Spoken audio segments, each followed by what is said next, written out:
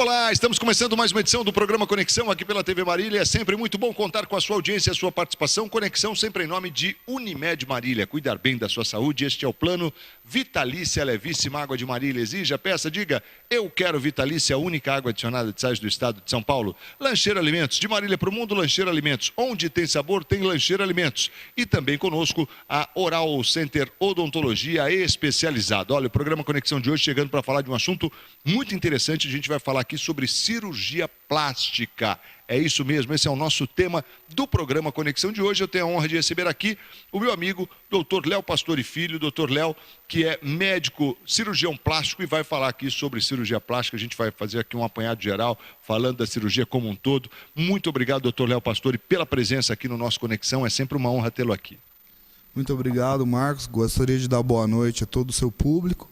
E é um grande prazer para a gente estar mais uma vez aqui com você, nos colocando sempre à disposição para trazer para o seu público e para você o que tiver de novo na nossa especialidade. Legal. Doutor, vamos começar pelo, como diz, né? Começar pelo começo, né? Primeiro, só para a gente fazer dar um apanhado aqui para as pessoas entenderem, assim, que a cirurgia plástica, ela pode ser dividida em duas áreas, duas grandes áreas ou não?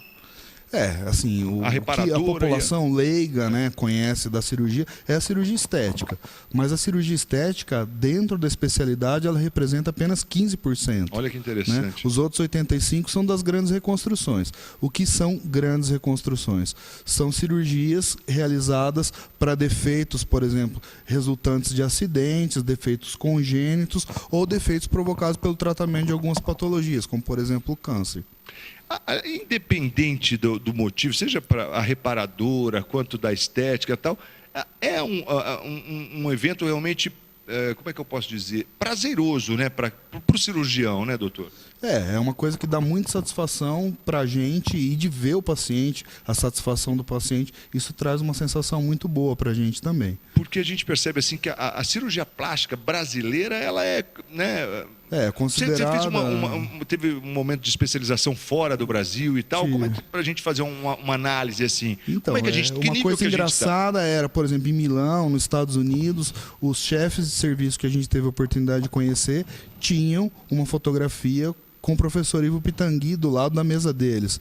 Então, isso denota, né, que a especialidade, a cirurgia plástica, é conhecida no mundo inteiro por conta do professor Pitangui, que a gente tem a honra de ter sido ex-aluno dele. Ele veio a faltar esse ano, depois do início das Olimpíadas, né? Não sei se você teve a oportunidade de ver ele carregando a tocha na cadeira de rodas, uma imagem bem debilitado, né? Marcante.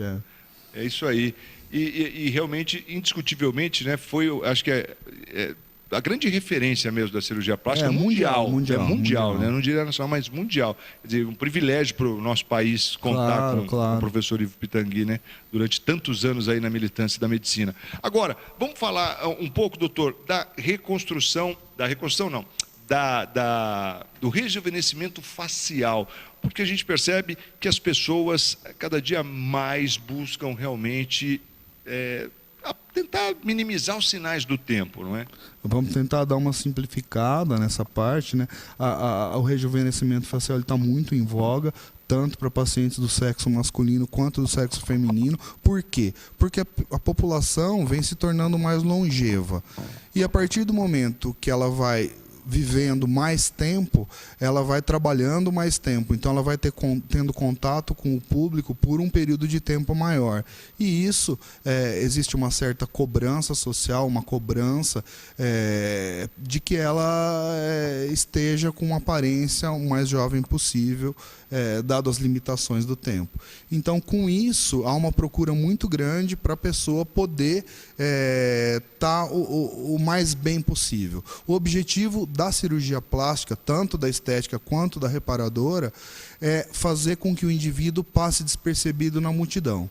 E esse é o ponto mais importante da especialidade. Então, o objetivo é fazer um procedimento que não crie um estigma do paciente ter sido operado e que ele consiga desenvolver as suas funções odiernas de uma maneira que ele esteja bem, ele esteja feliz. Segundo a Organização Mundial de Saúde, saúde é um estado de bem-estar psicossocial. E a cirurgia estética, inclusive, entra nisso pelo fato dela causar um aumento da autoconfiança, um aumento da autoestima e fazer com que o indivíduo viva melhor. Quer dizer, está extremamente relacionado à qualidade de vida, né? O indivíduo Extremamente. Doutor, agora, essa coisa do rejuvenescimento facial, a visão é um todo do rosto? Como é que é isso? A visão é um todo. Então, assim, você teria... Ou você tem partes, tal, como é que é? Vamos dividir de uma maneira mais didática. 70% do que se pode oferecer para o indivíduo no rosto são medidas cirúrgicas. Por exemplo, a cirurgia das pálpebras, quando a tem cirurgia a pálpebra do caída, rosto, tal. do pescoço, essa parte que é trabalhada com o descolamento da pele e uma volumização, eventualmente com enxerto de gordura, ou então que se coloque a musculatura num vetor contrário do envelhecimento, então se reposiciona determinados planos musculares do rosto. E a outra parte, os 30%, são os procedimentos classificados como procedimentos ancilares. Neles entrariam o laser de CO2, a toxina botulínica e o preenchimento, ou com a gordura ou com ácido hialurônico. Quer dizer, então 70% acaba sendo cirúrgico, então. Se você vai oferecer 10 para um paciente, o máximo que você pode oferecer, que é humanamente possível de se oferecer para alguém, 7 seria cirurgia e 3 seriam esses outros procedimentos a nível de consultório. A gente só consegue somar com eles. Fazendo não exclui que sejam feitos os outros. Por exemplo, o que se consegue hoje em maneira de testa com uma toxina botulínica, não tem nenhum procedimento cirúrgico que consiga fazer isso. Porque exatamente isso. Porque geralmente acaba sendo um conjunto, ele é afetado de uma maneira conjunta, né, doutor? É um conjunto, e o que tem de muito interessante nisso é que você, mesclando um procedimento cirúrgico com um desses procedimentos ancilares, o resultado não é a somatória dos dois, é sempre um pouco mais. Porque aí você tentando fazer o geral também, você choca menos, né? Porque muitas vezes você faz só determinado... Quer dizer, o indivíduo ele fica sem uma marca aqui, mas com a testa franzina. Quer dizer, a questão é igual o vinho com a comida, né? Você harmonizar. Harmonizar, então isso você aí. tem que saber harmonizar a expressão facial e para você manter a dignidade da pessoa, inclusive no envelhecimento. E, por exemplo, esse tipo de procedimento que o senhor mencionou aí, doutor, que são 7 de 10, né, você teria 7 como cirúrgicos e tal, são cirurgias de alta complexidade, como é que é visto isso? O lifting cérvico-facial é uma cirurgia grande, é a maior, é a rainha das cirurgias estéticas, é feito com uma incisão na região pré-auricular, se faz um descolamento do tecido, vamos dizer assim, da pele, do subcutâneo, e se trabalha na musculatura que está abaixo da pele. Né? Essa é uma cirurgia grande. Uma cirurgia de pálpebra, uma cirurgia de orelha, uma cirurgia de nariz são cirurgias um pouco menores, mas não que elas devam desmerecer. Todas elas pelo tamanho. Tem que ter um pré-operatório adequado, pós-operatório. Tem que ter um critério de proporcionalidade, o indivíduo tem que preencher alguns requisitos e também tem que estar dentro de uma proporção áurea que foi criada pelo Leonardo da Vinci, né? 1/3 para cima, 1/3 no meio e 1/3 para baixo. Aproveitando e falando um pouco dessa questão de orelhas e nariz, né? Quer dizer, a orelha é muito natural. Quando criança a gente já observa orelhas em abano, né, doutor? Isso aí, tem uma idade ideal para fazer a cirurgia? Quando que você indica isso? Normalmente o ideal é se fazer na idade pré-escolar, para se evitar o estigma, o bullying, tão conhecido hoje pelas pessoas. E as crianças são cruéis, né? Sim, de certa sim. forma, por fazerem esse bullying umas com as outras mesmo. Então, aliás, que nunca o fez que atire a primeira pedra, né? Porque a gente fala tanto do bullying, mas se a gente for voltar... não só de ter feito, ou você mas foi também vítima, de ter sido alvo do bullying, exatamente. Né? Mas assim, para você impedir esse estigma durante a idade pré-escolar, né? O ideal é se fazer antes da pessoa entrar na escola, da criança entrar na escola. E aí você... Porque tem algumas situações é apenas uma, outras são as duas. Como é que é isso? A grande maioria do caso, 95% é bilateral, 5% é unilateral. Unilateral. Então tá aí, portanto, informações interessantes e bacanas aqui, a gente falando sobre cirurgia plástica no programa Conexão de hoje, com o Dr. Léo Pastore aqui conosco, direto do Conexão. E agora a gente falar um pouco da rinoplastia, né, que é a de nariz. E essa, me parece que ela é uma cirurgia campeã para as mulheres, ou homens também fazem ela, Eu acho doutor? que no caso da rinoplastia, pelo menos na nossa clínica, é 50 e 50. 50 e 50. Não tem muita diferença, não. E a grande diferença, vamos dizer assim, nos últimos 15 anos, é que antigamente as rinoplastias eram de grandes ressecções. Então se faziam grandes retiradas de tecido ósseo de cartilagem. Hoje, a escola da rinologia moderna preserva as estruturas funcionais, a válvula nasal. Então se faz uma cirurgia para o indivíduo respirar melhor. A gente acerta o septo, corrige o desvio de septo, sempre em associação com o otorrinolaringologista. E se acrescenta a isso algumas cartilagens, encher de cartilagem, eventualmente um reposicionamento das estruturas para que a pessoa possa respirar melhor e ter um ganho estético. A gente percebe que há um tempo atrás, talvez eu diria um bom tempo, sei lá, entre 15, 20 anos, tal, a gente via algumas situações de cirurgia plástica, principalmente de nariz, que chocavam, né, doutor? Pela desproporcionalidade, pela falta de harmonia e tal. E eu me lembro que era muito frequente as pessoas dizerem: eu quero um nariz igual de fulana.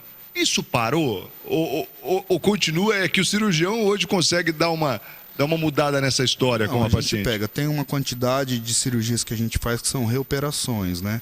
E essas reoperações realmente é por grandes ressecções. Ainda hoje tem muita gente que ainda faz grandes ressecções de cartilagem, de estruturas ósseas, e para refazer isso tem que se fazer uma cirurgia reconstrutora mesmo, com cartilagem do septo que a gente enxerta, cartilagem da própria concha da orelha. Então se molda, se modela isso numa cirurgia de banco e devolve essa cartilagem para o nariz para se refazer, vamos dizer assim, a estrutura para o paciente poder respirar. E, consequentemente, tem um ganho estético também. Legal. Olha, cirurgia plástica é o nosso tema aqui no programa Conexão de hoje. A gente está conversando com o Dr. Léo Pastore. Doutor, e no caso, por exemplo, da rinoplastia, como é que é essa questão do pós e pré-operatório também? Alguns cuidados especiais?